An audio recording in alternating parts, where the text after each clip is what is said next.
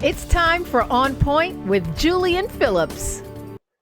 Well, welcome to this latest edition of On Point. Last week, I talked about my little diatribe or monologue on what does it mean to be Black to you? Does it mean, again, if you are a Democrat, you're more Black than somebody that's a Republican that's Black? I don't know. I don't think so. We are not monolithic people, but today we're going to have a little talk. I think this is going to be really great. I'm bringing on two people, one who is a liberal, one who's a conservative, and they're both Black. And we're going to have a discussion today about the issues. And I think it should be very, very, very interesting and informative for you folks to be on point. Of course, I want to bring in my good friend. You've known him all along, Eric Ham, best-selling author and political analyst. Welcome, Eric. And I also Good to be here. bring in, sure, Eric, and bring in another good friend of mine, James Lawrence. He's up in Nashua, New Hampshire. He is a radio host for WSMN in Nashua. He is a conservative. He was also a member of the Air Force. He's run for Congress, and I think he was also in the legislature up there in New Hampshire as well. Is that right, James? That's absolutely correct, and thanks for having me, Julian. Okay, good to have both of you here. Let's get into it. There's so many things to talk about here, but of course, our favorite subject on point right now, anyway, is Donald Trump. I've got to ask. He's down in the polls in the swing states right now, and it seems like he's using the mantra of focusing on this COVID, talking about it's not a big of a deal as many scientists think that it is.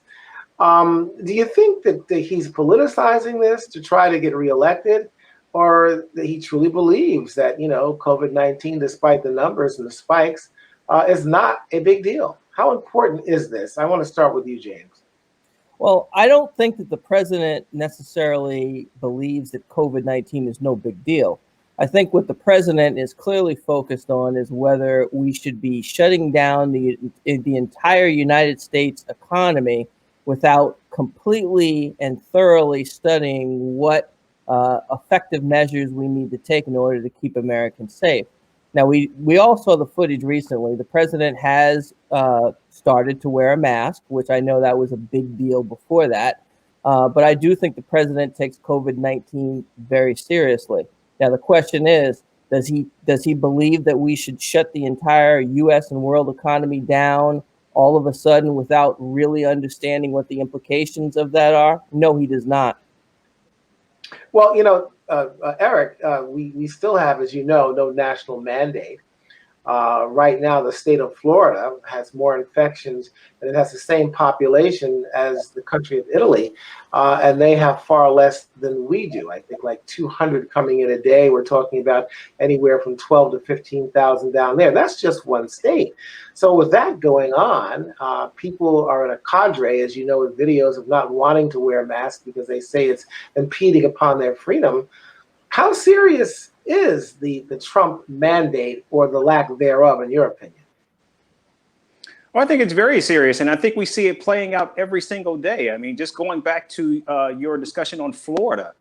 If Florida were its own state, it would be ranked number 9 in terms of the number of actual contracted cases. In addition to that, we know that Florida also has more cases than both Japan and Australia combined.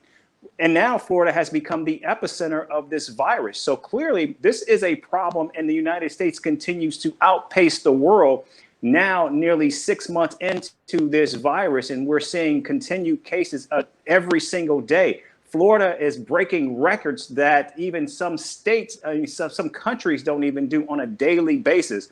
Right now, the United States is hovering around 60 to 70,000 cases per day, with more than 3 million people have contracted the virus and more than 130,000 people dead. So clearly this is an issue. And what we know based on the information we have so far, wearing a mask will certainly diminish the number of contractions. In addition to that, testing, and more contact tracing. 3 things that the United States seemingly cannot get together as a unified voice and front on to confront this virus.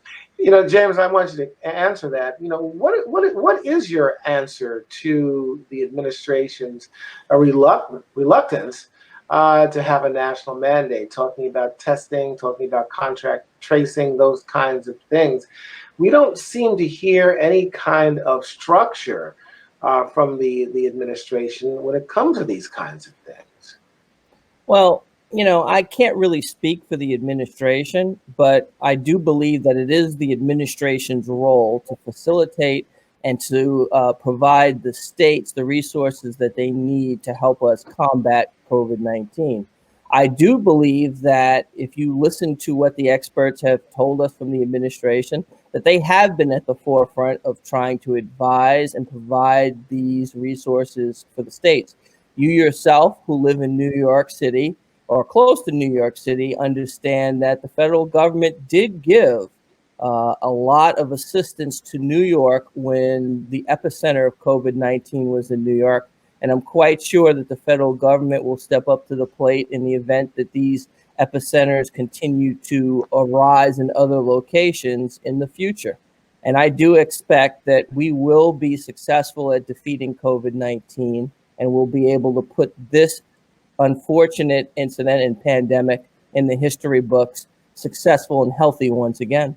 Well, here's my point, though, and of course, James, look, we're good friends. This is not a beat up session on you, but I'm trying to get our viewers to see the different points of view here, or at least coming to some kind of common denominator, because even I'm scratching my head.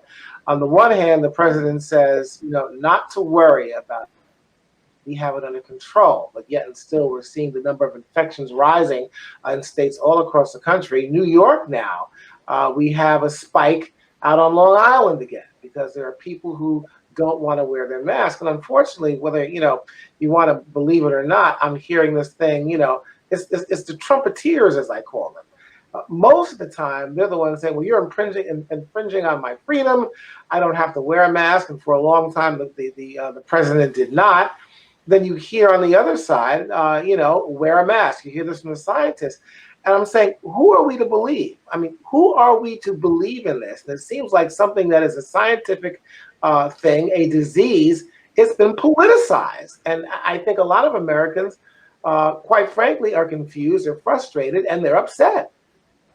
Well, I have to agree with you. I do think that there is a lot of confusion out there. And unfortunately, when this pandemic first hit our shores here, there was a little bit of discussion about whether masks were even effective.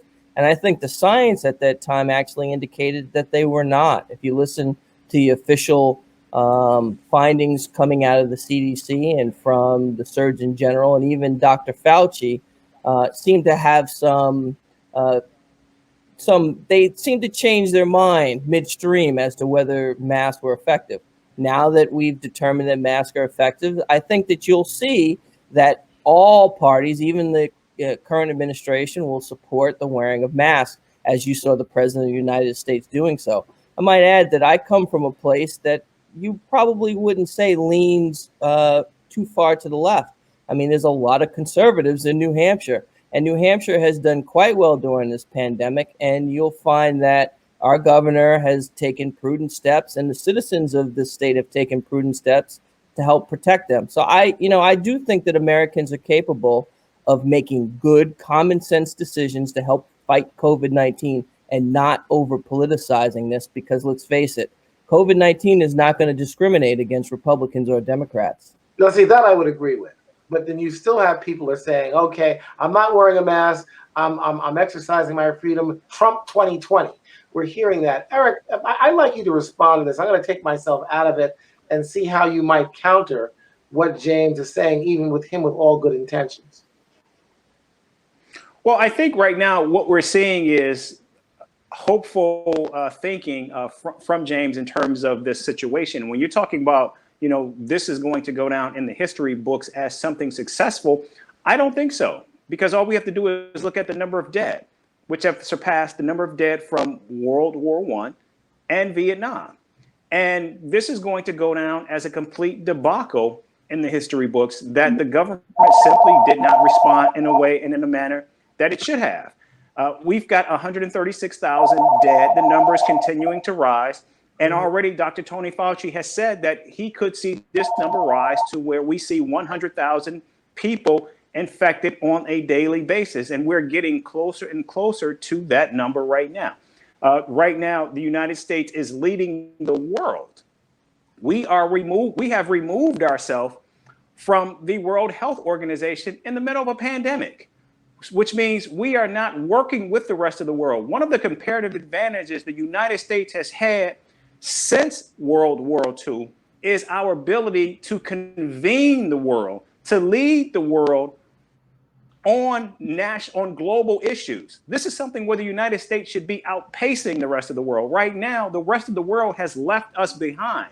The European Union has banned travel from the United States to EU nations right now because of this virus. Mexico is considering closing its border. Think of the irony of that. President Donald Trump, when he came down that escalator 4 years ago, his first mantra was to build a wall and have Mexico pay for it. Now Mexico wants a wall because they want to keep us out because we are carriers of this virus. So there is nothing at this moment right now that suggests that the federal government is not only leading this effort, but also being successful in combating this virus. All right, and I want to interject there. It is July 15th, all right? We've been dealing with this pandemic since the beginning of the year. And here we are as a nation still arguing over or confused about wearing masks, not wearing masks, where everybody else around the world, or at least in Europe, they seem to have a handle on this. Then we also have a situation here, guys, and I'm posing this to both of you. And this just came out, I think it was yesterday or today, early this today, where the White House now wants hospitals to give all of their information to the White House as opposed to the Centers for Disease Control, where all this information goes. Why do they want that information going there all of a sudden? What's going on here? I mean, there's a lot, I'm looking at here, and none of it makes sense to me. I want you guys to see if you can give me something that makes some sense out of what's going on in Washington and where we are on July 15th, and we have over 130,000 people dead and over 3 million affected. And Trump can say that he's doing a good job. The emperor's not wearing any clothes. Tell me that he's wearing some clothes. I want to know that from somebody. Well, I'll take it. I'll let you go first, Eric, and then I'll come up after. How about that? Yeah, sure.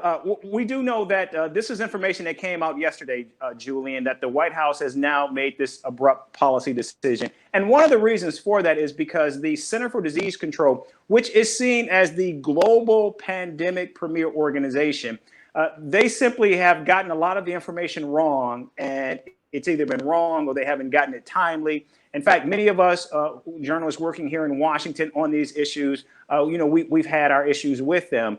But it's not something that they cannot fix. But what we're seeing with this White House, much like its total response to the pandemic, is to basically move out of that system. And now that information, they want it to go directly to the Health and Human Services for them to control it. And they're setting up a new system. Many of us believe that it could work in the system that the Center for Disease Control has. But of course, because we know how this information has been politicized, that's one issue that we have a concern with. Will the Trump administration, when they get access to this information, will it be something that they will politicize? Will we not get the accurate information? Will we not get the information at all? That is one of the concerns. We're not saying that they will, but it's something that it's a concern for us. James, can we trust the administration on this in this effort? Well, here's the thing. I mean, we have to have faith that the American government, and particularly the president of the United States, is going to act in the best interest of the American people. But I have to agree with what Eric has said already. I mean, there have been several missteps that have happened with the CDC. One of the things that he didn't mention was the fact that they kind of botched the rollout of testing, which we were talking about earlier in the show as being a critical factor in our ability to combat COVID-19. For all we know, the one thing that we have to say is that the current administration has more information about what the CDC has done than we do. So I'm gonna have to give the president of the United States and the administration the benefit of the doubt that they're going to do what's in the best interest of the American people. And if they make that decision now, they're doing it for a good reason. We are all going to find out very shortly whether he's right or wrong, because it all comes out in the wash. But right now we're in the middle of a pandemic, and we need to take the types of bold actions that are required to keep Americans safe. Well, I got to tell you, James, in all due respect, bold actions, I haven't seen much from this administration at the very beginning. When, there's only 15, it's going to go down, it's going to go away, we've got it under control, but that's neither here nor there. Let's move on from this point. And let's hope, before we do move on here, guys, that there is some sort of resolve. For the life of this country, James, I hope you're right. But I've got my doubts. Listen, I just want to talk about something else here, and I want to set the record straight for people out there in our audience who are viewing. There's so many misconceptions about what it means to be black, but also what it means to be a Republican or a Democrat. This country was founded on rules of democracy, through the Bill of Rights, the Constitution, the Federalist Papers, and also, basically, as we have it right now, a two-party system, Republicans and Democrats. And basically two rules of thought for the most part. At its basic sense, more government, more taxes. On the other hand, less government, less taxes. I think this is a good thing. I don't think that people should think alike and act alike. Otherwise, there's no sense, there's no room for dialogue. There's no room for reasoning. So I don't have a problem with that. I don't have a problem with a black conservative. I don't have a problem with a black liberal. I have problems with right-wing and left-wing nuts. That's something different. But a black conservative, all right. Black liberal, that's fine. But you have a general populace that thinks that one side is evil over the other. The question that I have is this election coming up and Donald Trump? Personally, I don't think he's a Republican. He never was. Most of his life or conservative. I don't think he is a Democrat, although he's I don't know what he is. And I just don't understand how Republicans can stand behind this guy. James, I've known you for a long time. You're a great guy. I just don't see anybody supporting this guy, Trump. I want to ask you this question. If you are black, I'm not saying you should be in either party. Based upon what Trump has said about black people, about the Confederacy, about these symbols and heritage and all this stuff, why should anybody who's black vote for Trump? I want to pose that to you. Well, here's you know what? That's an easy question to answer, because you know what? There is a long-standing history of American presidents. There have been 45 United States presidents, and they have a very mixed basically the history is mixed in terms of what their record is in supporting race in this country.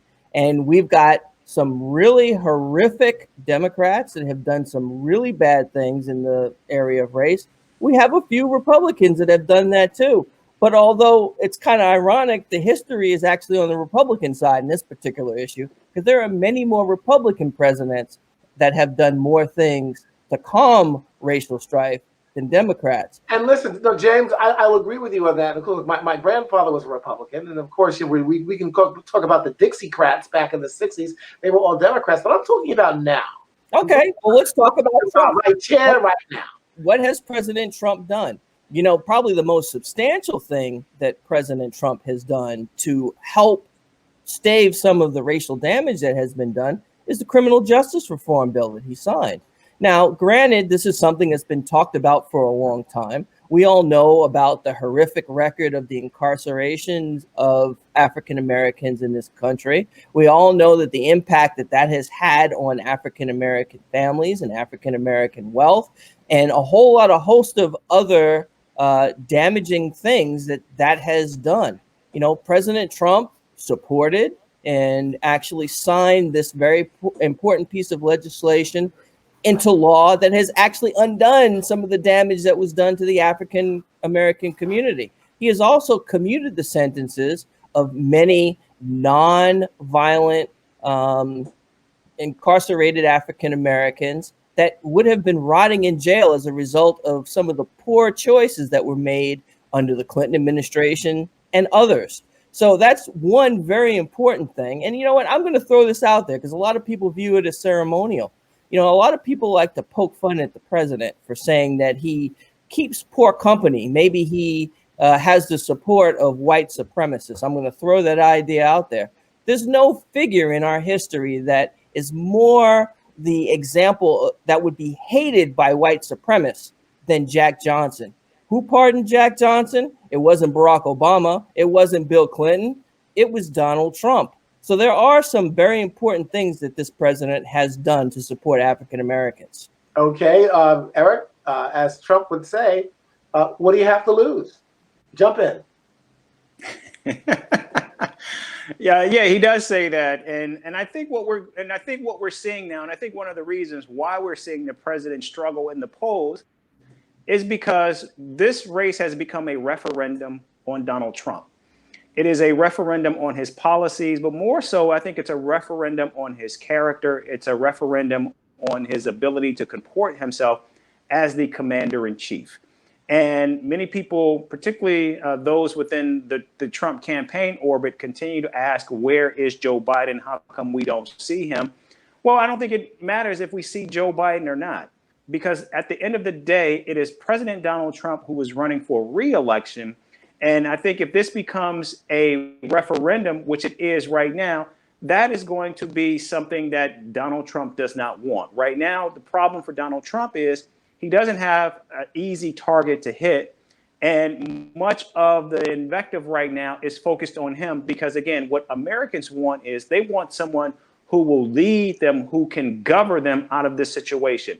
We are now confronting a pandemic that is the worst we've seen since 1918, an economic calamity we have not seen this bad since the Great Depression, and civil unrest and protests equal, if not worse, to the 1960s. Americans want leadership, and they will go where they think they can get it.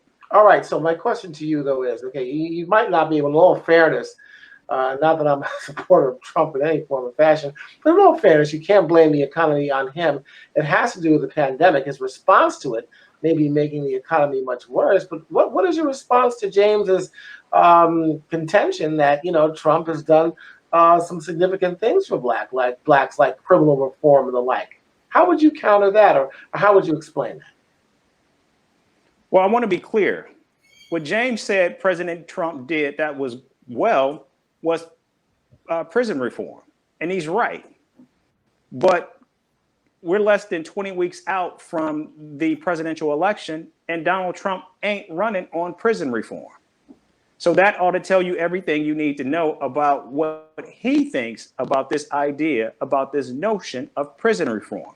And quite frankly, Americans are looking at who's going to keep them alive, who's going to keep them safe from a runaway pandemic. That's what Americans care about right now. And overwhelmingly, Americans are looking at Joe Biden, and they're looking at Joe Biden in places like Texas, Arizona, North Carolina, and Georgia, places where Democrats traditionally have not played well or done well. All right. I would probably buy that. Outside of criminal reform, we have instances where Trump has talked about, of course, that protest and violence, terms of violence in Charlottesville. There were good people on both sides. He's supported by David Duke and white supremacists. And some people say, well, you know, all people that voted for Trump are not racist, but all racists voted for Trump. You see that, the Confederate flag. He has supported not taking down what he considers, symbols of our heritage here. And these are symbols of hate. You can't go to Nazi Germany and find statues of Adolf Hitler, Eichmann, and go down the list. You don't find Nazi flags flying around there. They got rid of that stuff quick.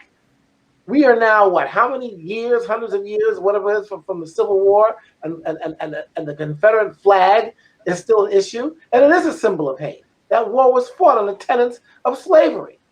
and also what the Confederates, Jefferson Davis, the rest of the folk of blacks being the inferior race. How come we can't get something done as simple as that, and a president who can stand behind that? And I don't want to hear about Barack Obama or anybody else. We're talking about this guy because it's come front and center, and he's not doing anything, in my opinion, to make a difference and bringing races together.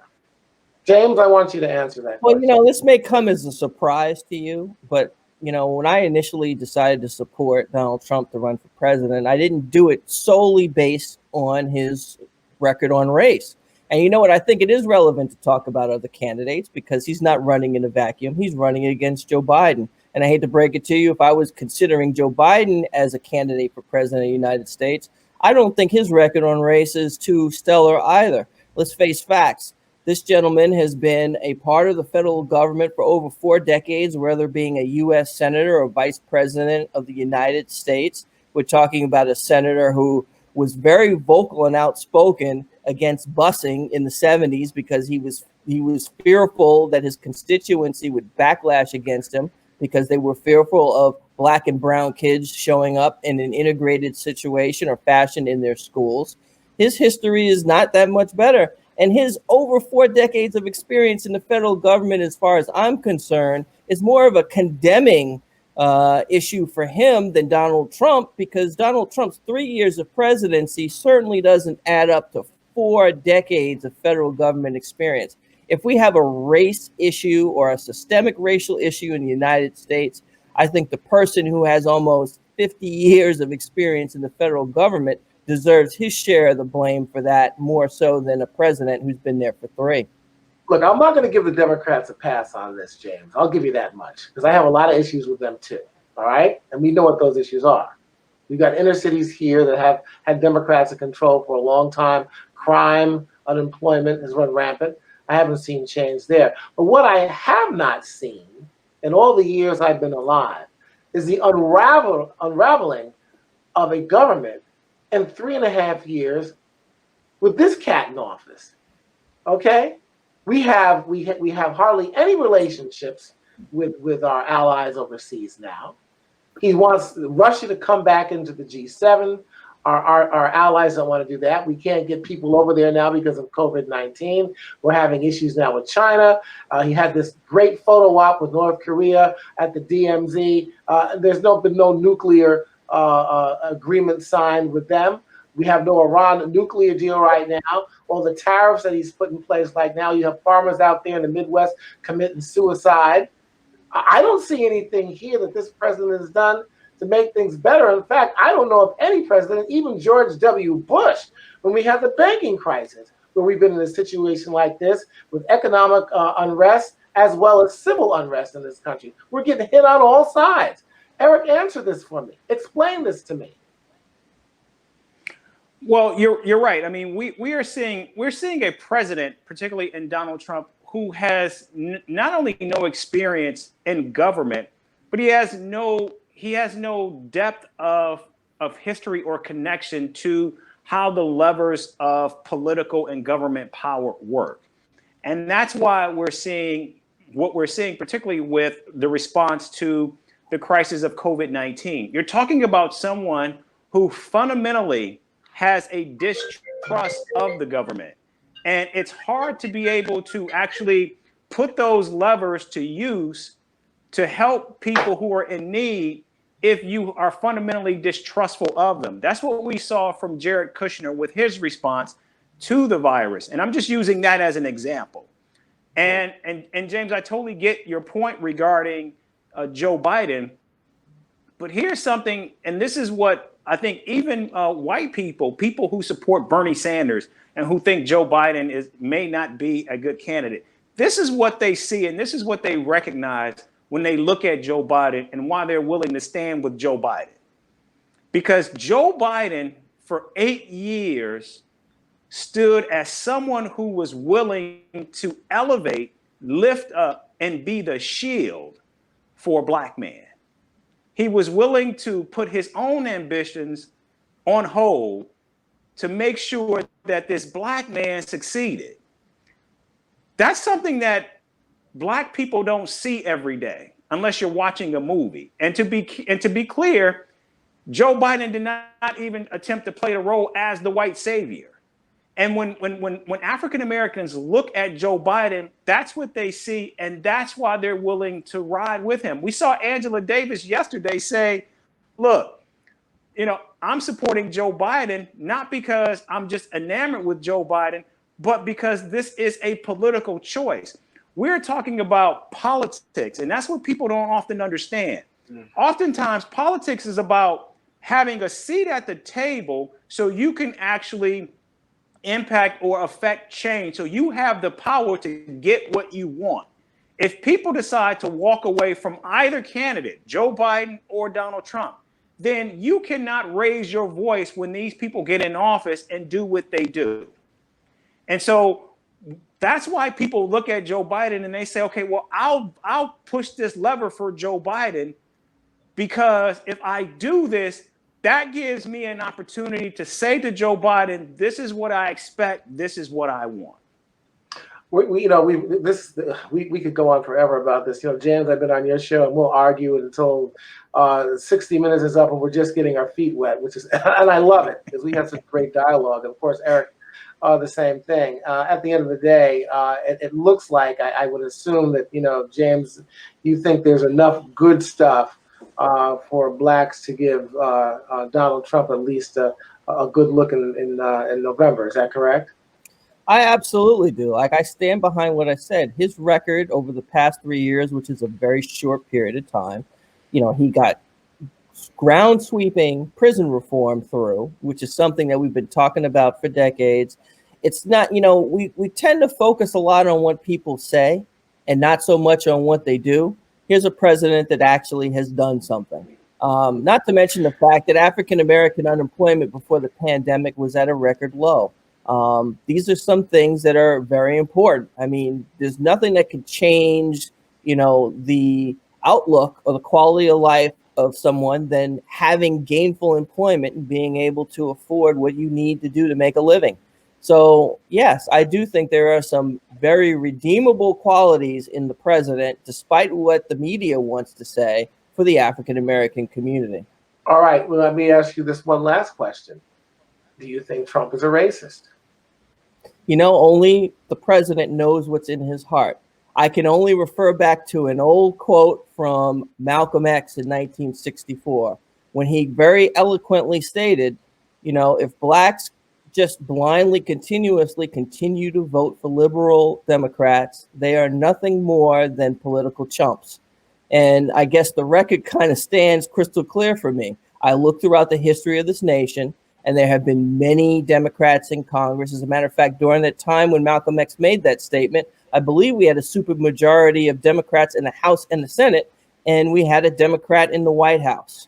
And it's unfortunate. I hear us talking in the wake of the George Floyd deaths in 2020 about the same issues that we were talking about as a people back then. So obviously, voting Democrat all the time didn't actually pay the dividends that we expected. Eric, I'll give you the last word. Well, I do want to push back on this claim about Donald Trump's record over his 3.5 years in office. And I'll go back not even further than the last decade. When you look at Barack Obama, who got Lilly Ledbetter, saved the auto industry, the START treaty that we got with Russia, Supreme Court justice, Obamacare, all of that in his first term. And I can go on and on and on and on. And yes, he did that with a Democratic-controlled House and Senate. President Donald Trump, until the midterms, had a Democratic-controlled House and Senate. And you know what? He couldn't even get his two signature issues, a border wall and the repeal of Obamacare. So I think that speaks volumes for this president's accomplishments during these nearly 4 years in office. You were saying actually a Republican-controlled Congress and Senate. Yes. Yeah. Okay. Look, this has been a great discussion, guys. We're going to have to bring you back because there's so many things to talk about. And I suspect that we'll be having these conversations up until November. James, it's always good to see you, my friend. And Eric. Thanks for having me. Absolutely, absolutely. We're going to bring you guys back soon because this is constructive dialogue. We'll see you too soon. Okay. All right, you bet. Thanks, Julian. Okay. Thanks, Julian. So I think that was an interesting discussion. You've heard perspectives of two men who are Black, who have opposing views. I've got to say, although I think Donald Trump is despicable and I would not vote for him, I do believe that James had some good points, especially when it comes to criminal reform. That was a huge thing, and no one's been able to deal with that up until Donald Trump came in. That being the case, on the other hand, I think the Democrats, we're talking about after the 60s, and the Dixiecrats have been on the side of Black people. But here's a question, and this is something I said a long time ago. How much and how can we hold the Democrats responsible? For me, there's no choice but to vote for them. Have the Democrats been the panacea for Black people? No. Have our own Black Democratic politicians done enough to help our own people? No. What we have to do to be on point, as far as I'm concerned, is to hold the people that we have entrusted our vote to make them accountable. Joe Biden owes Black people the presidency if he wins. That impassioned emotional plea by Jim Clyburn changed this whole thing around, the snowball effect. And if we don't hold Joe Biden and his administration accountable, then shame on us. I don't think we have any other choice, but I think it can be done. But once again, it's not just the vote. It's what we do after the vote that is most important. Keep that in mind. The other thing is, too, I think it's good to see a dialogue here. I don't think there's anything wrong with being a Black conservative. You may not agree with everything they say, I don't, but I don't agree with everything that the Democrats say. Sometimes I think it's good to have enough Black people in both parties to keep them accountable. Who knows?